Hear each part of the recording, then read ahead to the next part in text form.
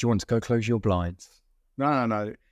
After probably mid-January, the sun is high enough in the sky. The sun isn't directly in my eyes. Oh, that's good. But it's bright behind your screen. Do you not get distracted facing windows? No, not really. It's all I can see is a bush, really. If I cut the bush down, I could see fields down to the hills, and over the other side of the hills, it kind of goes up and down a bit, and then it's the seaside. But no, not at all. If all you can see is a bush, you should tell Mrs. EBG to put some clothes on and get back inside, mate. For all you know, it's hollies. That'd be strange. That's why I didn't go down that route. Yeah, thanks. So, come on then, let's get this out of the way. Well, we're recording, so everyone's enjoying the conversation. Oh, right, actually. I forget. We're a bit late recording. It must be my calendar.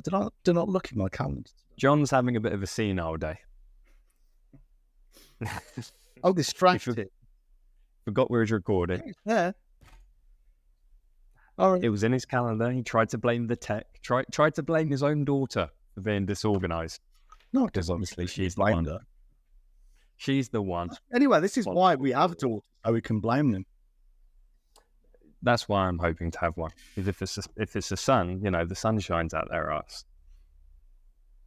Can do no wrong. Can do no evil. Anyway, today we're talking about newsletters. Don't know who asked the question because Holly hasn't given me that information. But someone's asked us to do a bit of a deep dive on newsletters. Everything from their utilization to the effectiveness, the aims and purpose. What would they recommend they do with them? Drive customers to the business, but can you monetize it as well? I think we're going to take the angle, John, of not building a monetizable newsletter, but instead a free one, which would scare the shit out of most people. Because when we say a free newsletter, most people think, oh, are these guys really going to talk about email marketing and a weekly email newsletter? No. When we talk about newsletters, we're talking about a real fucking thing in the post, on paper, that costs money and time. And effort. A lot of effort. Well, I mean, I suppose technically, yeah, we are going to talk about monetizing your newsletter. Pardon me. But, I mean, it's difficult to know what the person meant when they asked the question. Did they mean, can you use it to drive revenue?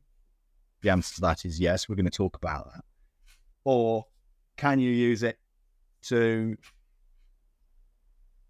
sell directly, as in you either sell from it with ads in there, or you charge for it in some way. So it's a subscription, paid subscription newsletter.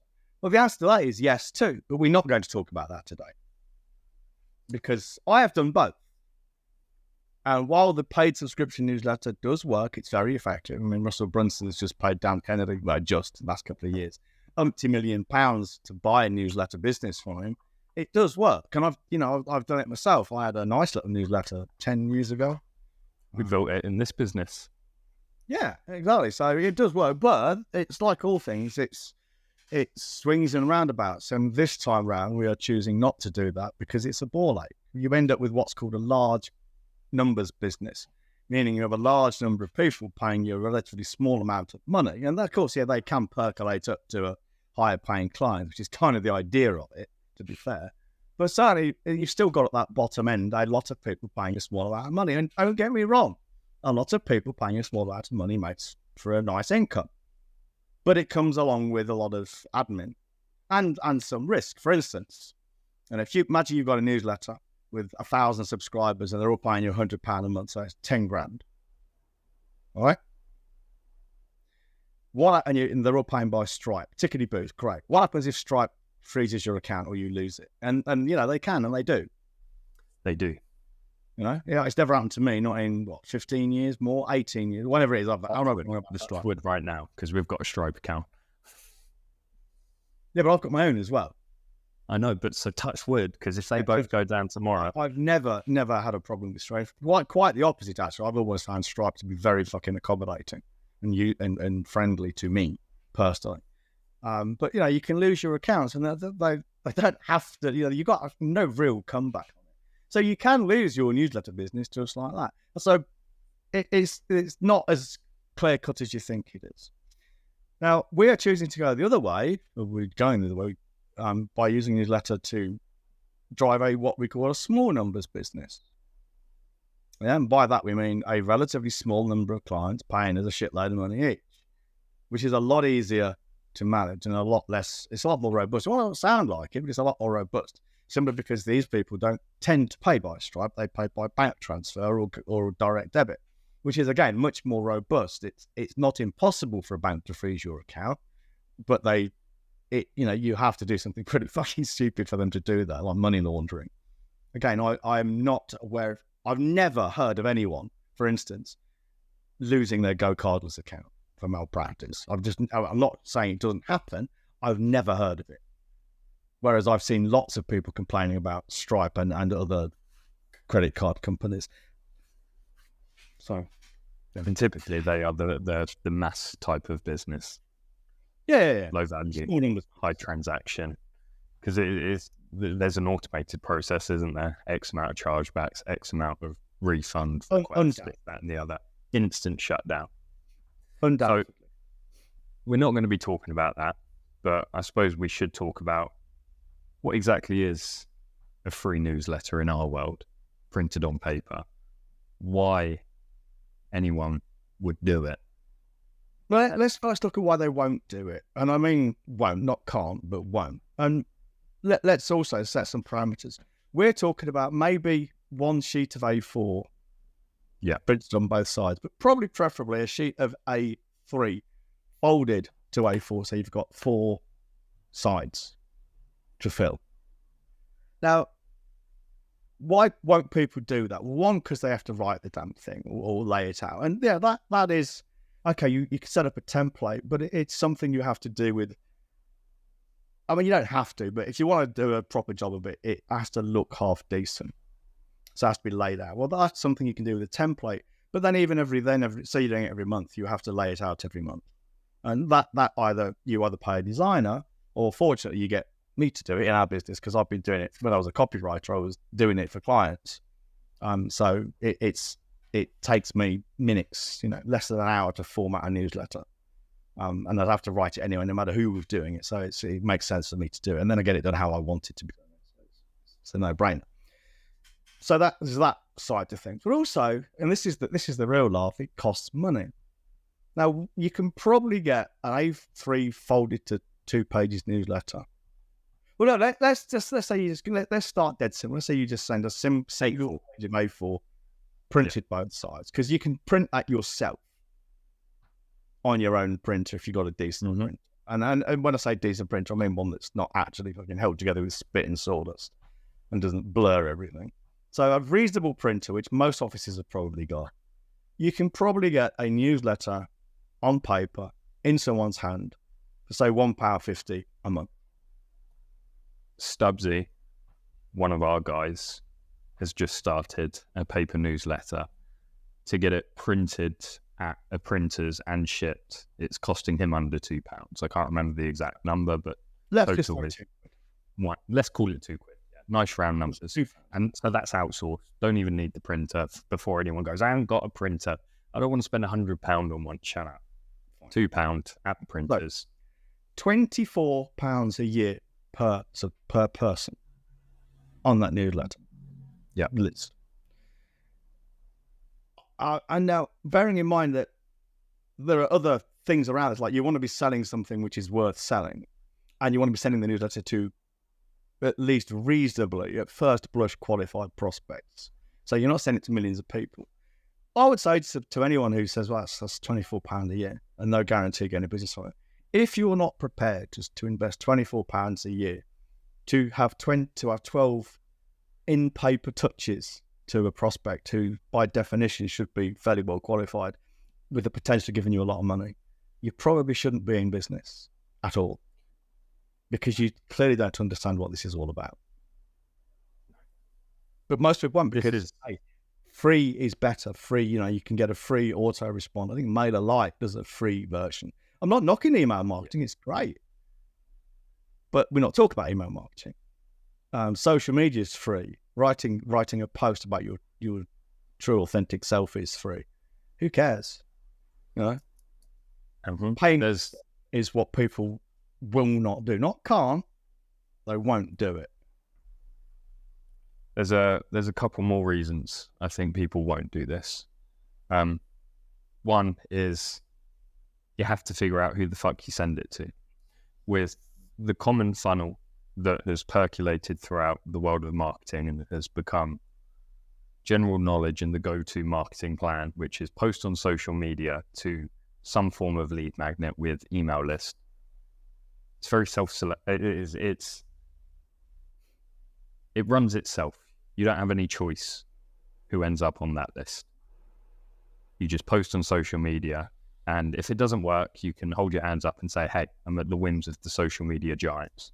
Picking a list, figuring out who the fuck you're going to send it to is hard because you don't need permission.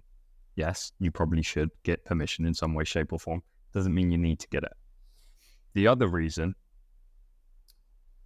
has eluded me, so we'll move swiftly on. What were you saying about me having a senior moment earlier? Yeah, it's rubbed off, mate. The other reason was the better reason, the more impactful one as well. That's why you.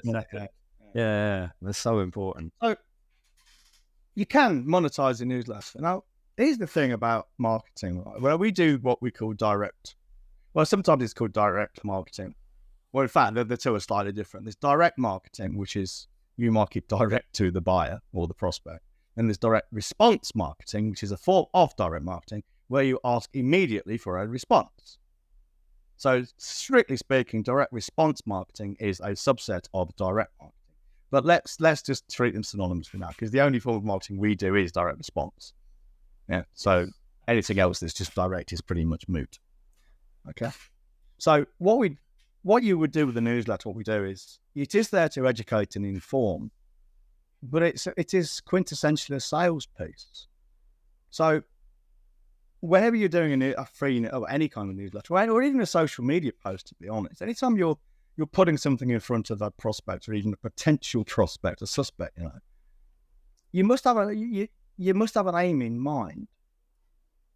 And when I say an aim in mind, I don't mean getting a like or a share or a comment or opening a discussion. They're not marketing. They're just dopamine fucking factories, right? If you're doing direct marketing, you want to get a response from these people.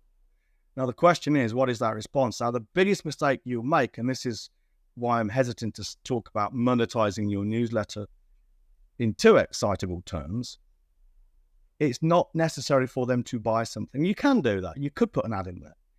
And if you're going to do that, don't make it as part of the it's not in the main thrust, if you like, of the newsletter.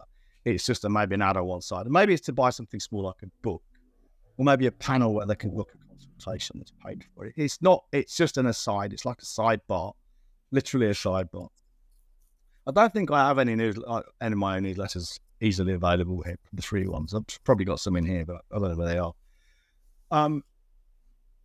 And my advice to anyone here listening to this is, if you have got a paper newsletter, if you've not, I don't know why you've not, your most basic call to action, the fundamental one, the one I always suggest you start with, and probably the most useful one you're ever going to have, is very simply to start a conversation with people. To be fair, when we sell them a book, the reason we sell them a book is because when they've read the book, what do we want to do, Connor? We want to start a conversation with them. Now, this time, if they've read the book, it's going to be a much more focused and involved and informed conversation, but nonetheless, it's still a conversation. I've been chatting to a lady the last couple of days on LinkedIn, for example, who's in social media marketing, and very bluntly, she's bought our book, and I very bluntly told her, you are not a fit for our elite program, or indeed called Control, because, our focus on how you would promote your business would be incongruent. You're a social media lady. It would almost be disingenuous of me to sell you this thing. But what I'm happily able to do is to teach you to sell, because that is irrelevant. But before you even think about talking to me about any of that, you need to read the book. Yeah, simple as that. Because if we have a conversation after she's read the book, that's a different conversation. It's an informed conversation. I'll be happy with it. And I don't really want to work with her anyway, so it just gets rid of her, Which is a very nice lady. She's a very nice lady, right? But she's not in my target market. I remembered the other reason people won't do it. Oh, yeah. Doesn't make economic sense for their business model, as in they're selling widgets for pennies. Oh, right, yeah, or whatever they're selling is too cheap and it won't sustain it. Yeah. Now, here's an aside for everybody. Now, anyone who's been in my world for more than 5 minutes will know I'm very big on getting paid up front, and getting paid a lot of money. They're the three things I get people to do. New clients, one-on-one clients in particular, when they work with me, the first three things they're going to do is to start charging more to get paid up front before they do any work, and indeed to get paid at all. So that's why I tend to get paid up front. And they stop working for free, basically. No more free consultations. I mean, you can do free calls, but that comes later. First, you get paid for them. You don't do free stuff until you understand why and how you're doing it for free. All right? First, you get paid for them. Those three things, they change lives. But most people don't do that. And here's the thing. When you do that, when you get paid a lot of money and you get paid up front and you always get paid for what you do, you make more money. And when you make more money, it means you can do these things. Dan Kennedy has a saying, I'm probably paraphrasing, but basically he says that the person who's willing to spend the most to get a new client will always win. Right? Now that sounds completely counterintuitive, and you won't get it until you understand all the reasoning behind it. Now the thing is, if you can spend a lot of money to get a client, you can get any client you want. You want to get Elon Musk as a coaching client, you might need to send in a lot of stuff that's worth tens of thousands of dollars. Well, to do that, you need to be making the kind of money to make that possible. Now, if you were, say, to charge him $1 million, would you not then pay $10,000 to get something sent to his house? Of course you would. It'd make no sense not to. Yeah, but you can only do this kind of marketing if your business will sustain it. And the only way your business will sustain it is if you're profitable. And for many of us, the only way to be profitable to the extent you can afford this kind of marketing is to charge premium rates. Well, charging premium rates is a whole new fucking can of worms, because you've got to be talking to the right people in the right way. And you've got to be selling to them. And to sell anything for more than a few grand, for the most part, no, I'm not saying always, because I do know people, they've sold stuff for tens of thousands of pounds just by, sell by chat and stuff. I've done it myself. I've done it by email. I've done it by sales letter. So I know it can be done. But again, it's hard work. And if you're not a skilled copywriter like I am, then you ain't going to be able to do it. All right. So if you're going to sell anything for more than a couple of £3,000, you generally speaking, all of the things being equal, you're going to have to get on the phone or Zoom or in person and sell with a sales call, presentation, talk, whatever. Well, that's another skill set you've got to learn. And people don't want to do that. And because this lady I've been talking to doesn't like selling because selling is icky. Well, she told me in the last message, actually, I'm enjoying this process.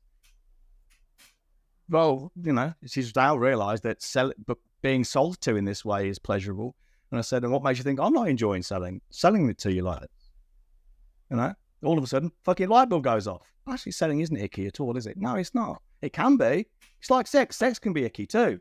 Sex can be awkward and uncomfortable and not really what you want. And you're only going along with it because you think you're supposed to. But sex can also be fucking amazing. In fact, human beings are happiest when they're having good sex. I know I fucking well have. So, selling isn't the problem. It's how you sell that's the problem. So let's make some assumptions. Let's make the assumption that our listener is got the right business model, got the right price point. They got the sales side of things pretty nailed. And they're like, right, I'm even doing the direct mail. But not everyone's buying straight away. So I need something to nurture, to plug that gap. We'd, not exclusively, but we'd point them towards a paper newsletter sent once a month for several months. The question people would be asking is, what the fuck goes in that newsletter? Is it all about me? Is it all about my clients? Is it a Scrabble? Is it a Sudoku? What on earth do I actually put in the bloody thing? That's a very good question. And the answer is, it doesn't really matter too much. Now, our approach is, do I tell them what our approach is? Should I? No.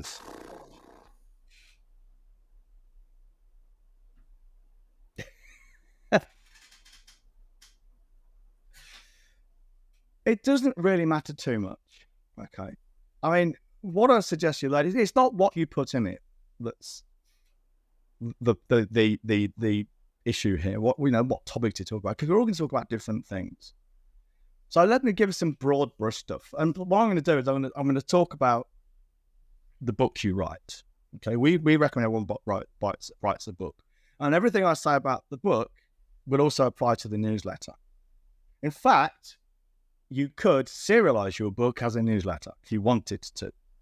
Okay, you'd probably have to change some things in it, but you could certainly use the fundamental material. Now, why do we write a book? Well, we write a book because the book sells the business.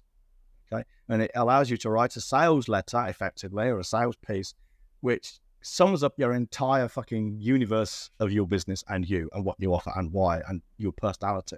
All the things that you keep splurging out onto social media inappropriately, in my opinion, are actually appropriate in the book, because that is a place where you want people to get to know you, maybe. Is this the kind of person I want to do business with? Because it's being looked at, being read by someone who's shown a definite interest in you and your work. So these things then probably become relevant. Whereas on social media, they're not, because you're just airing your dirty laundry to people who don't care. Okay? So your book is written in a way to take people, well, the way I recommend people do it is you offer enough information in your book. If they follow it, they will solve the problem you solve. Now, that might sound a little bit like, but John, you're working for free then. No, I'm not, because they bought the book, for one thing. But also, I'm very upfront about this. I say, here's what you do, and here's why you do it. If you want to know how to do it, you're going to have to learn. And that means paying me or someone else, or scouring the internet for free, because you could probably get everything we teach to some degree for free somewhere on the internet. And it's really then a decision you make. Do I want to pay these guys to help to give it to me and then coach me through using it? Or do I just want to take potluck and do a lot of searching, maybe buy some fucking Juarez stuff and half-arse it through? I don't know. It's entirely up to you. I don't care either way. Okay, but you can take what we tell you to do in the book, do it however that is, and you will get results. And the people who do that well don't need to speak to us. Those who do it badly might not want to speak to us. But those who do it pretty well, or just don't want to, they've realised that there is, there is merit in paying us for more information, they will, and that they become our clients. Well, your newsletter will be the same thing. You can talk a bit about current affairs, you can talk a bit about what's going on in your business, but for the most part, you want to be talking about the pain these people are feeling, their problems, and offering, basically saying you have a solution. Now, what you can also do, and this is, if you want to make your newsletter like current, you can talk about how the current situation is affecting or exacerbating the pain they're feeling. So, I don't know, like right now, time of recording this, Germany is in recession. The UK is in recession. The war in Ukraine is getting worse, and there's a lot to be done still there. We've now got Gaza has basically been turned into a box of Lego bricks, and that's not getting any better anytime soon. The Middle East, Yemenis, well, the people in Yemen, what they're fucking called now, not the Yemenis, the rebels or whatever they are. They're now sinking ships, and there's an environmental disaster. None of this is looking very good for anyone. It will have an effect on the economy and hence business. Just now I was seeing people saying this is the worst they've ever seen the freelance market. Well, those things are all worth talking about in your newsletter in the context of what you do and how you can help people solve their pains. They're the main things. So you can do that. But, you can add you can, if you want, and I used to do this, I believe, in my free newsletter years ago, I would add a page of activities. Sudoku, crosswords. You can get these online generators for free and stuff. It's not fucking difficult. So it's not so much about, and don't overthink what goes in this newsletter. As much as anything, it's about reminding them, hey, we're still here. This is what we do. Well, this is what we can help you with. Fundamentally, forget the tactical shit. Stop overthinking it as most people would, and see it as an opportunity to communicate in a way that no one else is communicating with them 12 times over the course of a year. And also give you 12 opportunities to follow up, because every time you send it out, you'd be entitled to say, hey, just making sure you receive this month's newsletter. To which you'd be surprised at how many people may say, yes, I did. Thank you. Been meaning to email you about X job. Yeah. To give you that opportunity as well as the opportunity, as you said, you can add a little insert, which is a full-blown sales letter, making a full-blown offer. Yeah. You might Here's do the that thing. every quarter. Okay, people have heard this, I'm sure. It's a bit of a homily, but it's true nonetheless. People will buy when they're ready to buy, not when you're ready to sell. That's just a fact of life. Okay? Mm-hmm. And for instance, cold calling is predicated on the idea that you will eventually talk to someone who not only has problems you can solve, but is is either in or can be moved into an emotional state easily where they then are ready to buy. But you can't compel them, and they've got to have that problem. They're not just going to buy random. There are very few people, some, most. Or it's the same with a newsletter. Okay, that if you solve a problem, I can speak to someone and say, if you want to learn to sell reliably, predictably to the best clients at premium rates, talk to me. Okay, if you're not ready to hear that message, you'll forget about me and it. Now you might wake up in 6 months' time and think, shit, I've had enough. Just like we had a client recently. He's a client now. He was a prospect then. He messaged me cold on LinkedIn and said, been following you for ages. It's time to get this fucking shit sorted. Get it nailed. He's now come on board with us. Thank you very much. Well, he then was ready to buy. At every time he's been following me since and seeing my stuff, and I'm talking years, probably 3-5 years, he wasn't. That morning he woke up and he was ready to speak to me because he kept saying my fucking shit in his inbox and stuff. Well, that's the same for everyone here. It's the same for you as a seller. It's the same for you as a buyer. So imagine I'm sending someone a newsletter every month, which is, it's not really about my topic. There's probably 40% of it is about my business and what I can do. The remaining 60% is divided into a couple of bits, maybe 40-20, another 40, another 20. 20% is just fucking trivia, maybe a crossword and stuff. And maybe 40% is just, I don't know, commentary on current affairs. What I've been doing in my life, walking the dogs and stuff, my fitness and stuff, it doesn't really matter. Okay?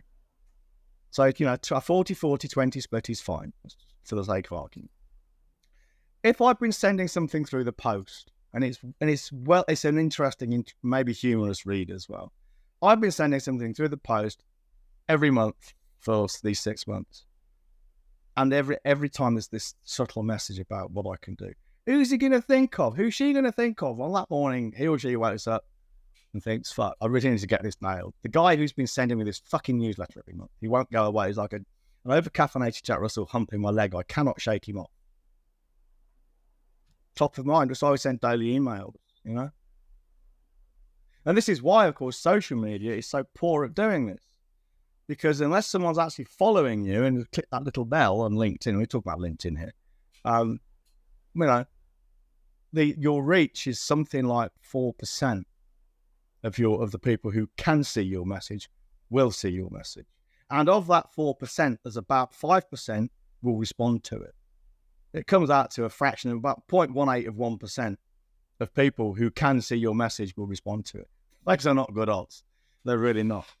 Because don't forget, they've got to then see that message on the day they're ready to take action as well. This is not looking good for anybody at all. And they have to choose you because you're not going to be the sole provider that they see. Yeah, that too.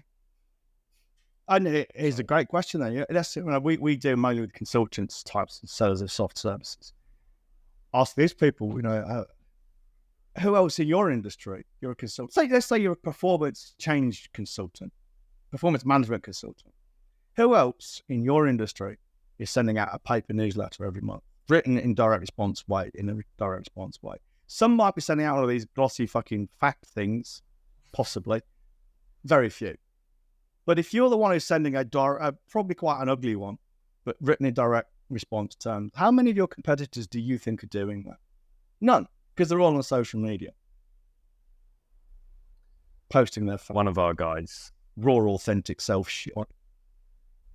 one of our guys was actually really disappointed at the paper quality that was used for his latest printing run for their newsletter. They were like, "This is too glossy, looks too corporate, and is too pretty. Give me the cheap paper shit. I do not want to look like my competitors sending out a brochure." I'll tell you what I can do. I'm pretty sure. You can knock over your light. I caught it. Hang on. Nice. For the listeners. Down. I don't want to doze them down.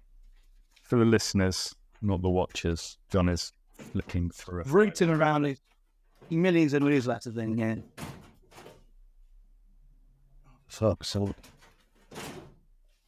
carry on talking while I find some things that super interesting. So, if you have a business where you sell shit for a lot of money with a nice juicy margin in, are in a market that is saturated where your competitors are well and truly banging the social media drum, you should probably consider starting a printed paper newsletter so you can nurture these guys strategically over the coming months so you can sell in the category of one. Here you go. This is an education for everyone watching this. If you're not watching this and you're listening to it, I suggest you get somewhere where you can watch it, because otherwise you're going to be missing out on something. This is a Dan Kennedy paid subscription newsletter from 2012. So this is 12 years ago. This is no BS marketing to the affluent. It is fucking ugly. All right. It is just basically cheap paper. It's just shit. It's shit paper. It's fucking blocks of unreadable text. Nothing glossy or fancy about it at all. But it's worth a fortune. The information. This is another paid subscription newsletter, which was from 2012. Now, this was after, I believe, Dan sold his newsletter business to GKIC, or it was certainly when they were going very corporate, or they were starting. Yeah, this is when they were starting to go corporate. Can you see the difference? Shiny paper, starting to look a bit glossy, starting to look a bit better laid out. It got worse and worse over the years until Dan bought the business back, because the then CEO, was Juarez, her name was, I think, completely drove it into the ground by going corporate. Okay. Ugly works better. It's counterintuitive. I'm sure all the graphic designers in the world will disagree with me. Fine. You're entitled to be wrong. Ugly is going to work better. I've found a retro one of ours that I can screen share as well. You up for me doing that? Yeah. All right. Share. Ooh, can you see this? Can you see that, John? Hang on. Yeah, it's coming through. That's me, that is. That's you, topless. There we go. See, half the fucking page is taken up by an image there.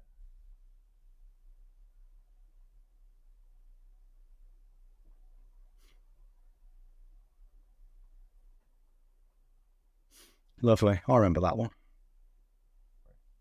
Well, that's a paid one. Do I have an OTT? There we go. This is a free one. Picture of John again. He's not self-obsessed, I swear. Yeah. John writing about autism. Again, a nice graphic taking up a load of room.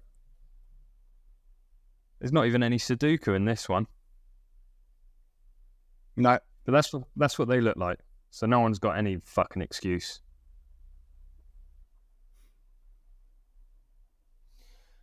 I don't think there's much more to be said. No. I mean, it's a bit of a no-brainer. I mean, of course, there's always the thing about you want to be sending something else other than just a newsletter. If you want, well, ideally, there's things you can send in between. There's things you can send in the envelope, including another envelope with a letter in it and stuff like this. It's endless. But it's a no-brainer, but most people just won't do it. They're obsessed with this fucking online shit. How much does it cost to print at home? Oh, I've got no idea. Pennies, probably. I'd imagine that the printing cost is negligible. The biggest expense is always going to be postage, isn't it? Well, you can send a fucking newsletter out second class if you want to. There's no harm in that. I mean, you probably want to send other direct mail first class, but I don't think there's much gained in second. A second class stamp is 75p. I'd imagine home printing probably costs 20p for a sheet of A4. I've got no idea. I mean, let's call it £1. I could work it out. I mean, if you're doing it in black and white, a cartridge for my printer, laser printer, costs about 150, 160 euro, but I can get something like 6,000 sheets out of it. It's fucking nothing, man. I mean, I've got a brother. It's quite an expensive printer, so it does both sides and stuff. But then again, I guess most printers do these days. So it costs 5 to 10 pence a side. So, yeah, let's just call it 15p then. So £1. If you do this at home, if you've already got a printer, it costs you £1. And the time to go to the post office and back and write the fucking thing. Yeah. Which is time that you can claw back from not wasting your time on social fucking media. Yeah, and so we've essentially just halved their costs from 24 to £1.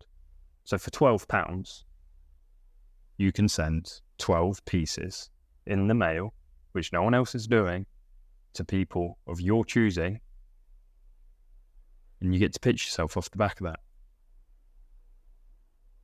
But no, continue with posting on social media for free. Put another $1,000 into Google AdWords because it will work next month. The agency promised. You keep doing that. But if you want to learn how to do this shit, amongst other fun shit, because this shit is fun, you can email holly@wellfedbusiness.com. And you might have the chance to work with us. If you've been listening, you can watch this on YouTube, or even better, the membership site, Well-Fed Renegades. John, any closing remarks? Only to say what I said last week, I think, and that is if you do want to work with us or think about working with us, you need to be prepared to change the way you're doing your marketing and your selling. And by that, I mean, we teach direct response marketing, and our focus is almost exclusively offline. So if you're looking for someone to help you with, we'll help you set up a kind of defensive social media presence, because you probably want it just to be there. But that's all it will be, a landing page and type stuff. Okay. But if you're looking for someone to teach you social media management, or to help you with social media management, we are not the people you need to be speaking to. I'd say we don't even want to speak to you, because that's not our bag. Okay. I've got to be prepared to either do more of the offline stuff or to switch completely. That's a no-brainer. That's it. Simple as that. We do not want to work with anyone who wants to work online exclusively or even primarily. And take it from two guys that have marketed a whole range of services, products, way more than you could ever imagine, in a whole number of ways, everything from Facebook ads all the way to direct mail and everything in between, including the free social media shit. There is nothing more fun. All sorts in many different ways. The most fun you'll ever have in your business is when you sit down and you think, what funny shit can I send in the post this month? Every time you go into a pound shop and you see like a little slinky, you'll be thinking, can I get that in with the newsletter this month? How can I tie that in? That is way more fun than sitting down with a social media manager who wants to show you the 25 Canva graphics that they've made for their £500 retainer that month and wants to walk you through the posting schedule and get approval on the copy. That I'm just thinking about boring. Yeah, it happens. I know several. I know it does. And then when it doesn't work, they'll say, well, it's because you don't do video, and they'll send you scripts. So now all of a sudden you thought, I'll do a bit of social media because my daughter or nephew or niece has said that I probably should for my little business. Now all of a sudden you're some fucking middle-aged cunt filming yourself on video and posting it all over the world because some teenager has told you it will grow your business. Or worse, taking just irrelevant selfies. You're guilty of that, mate. I've seen you in the vest.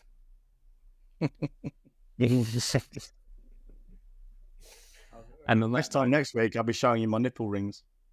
Oh, I don't want to see that. I want to see the other thing. The other one, yeah, I bet you do. Yeah, we won't say any more on that. No, not yet. Holly at wellfedbusiness.com. See you later, shaggers.